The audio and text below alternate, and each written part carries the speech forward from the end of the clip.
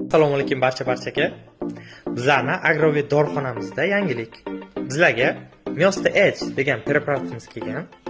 Myosta H asosiy qilinayotgan ishi birinchi o'rinda qoramollaringizni emtekni ko'tarib beradi. Uni ustiga ovqat yeyishni yaxshilaydi.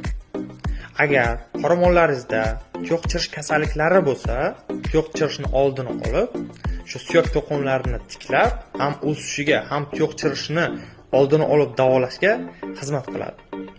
Myosta H preparatini ishlatib ko'ringlar, har tomonlama mukammal, sog'lom yechim Myosta H.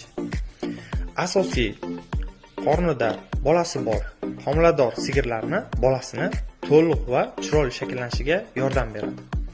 Ham sog'in sigirlarda sigirlarning sutini ko'paytirib beradi va sutning yog'lilik darajasini oshirib beradi.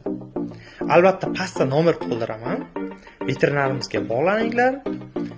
Rahmat hammalaringizga. Bu videoni asosiy chorvachilikka qiziqadigan tanishlaringizga jo'natib qo'yinglar. Sog' bo'linglar, salomat bo'linglar.